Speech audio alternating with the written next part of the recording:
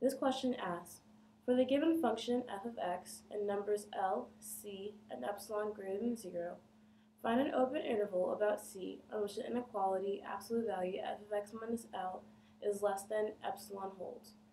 Then give a value for delta greater than 0 such that for all x satisfying 0 less than absolute value of x minus C is less than delta.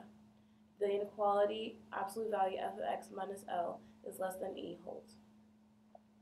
They then gave us these points, f of x equals mx plus b, m is greater than 0, L equals m over 2 plus b, c equals 1/2, and E is k greater than 0.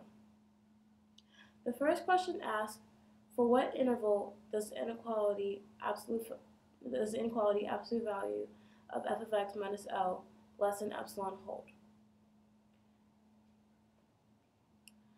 So first, you're going to plug in your f of x and your L into the equation that they gave you. So this is why I have mx plus b minus L, or minus m over 2 plus b, which is my L. Then I'm going to make it into a compound inequality. So therefore, I added negative k to it. And then I'm going to isolate my x, or well, m in this case. And it's going to be, and I'm going to get, my b's subtract. And then I factor out my m, so I can have a common term.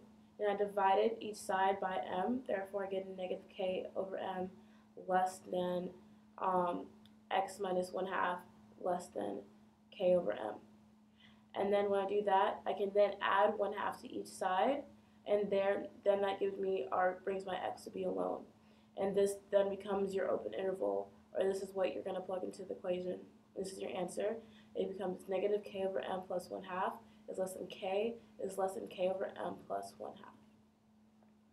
Now for the next question is to ask, find the largest value, delta greater than 0, such that for all x satisfying 0 less than absolute value x minus c less than delta, the inequality f of x minus L is less than epsilon holds. Now to find this, all you're going to do is find the distance to the first endpoint, which is why I did the least, or I did the right side minus 1/2, which was your c, equals k over m, or negative k over m. Then I do the distance to the second endpoint, which is k over m plus 1/2 minus 1/2, which is k over m.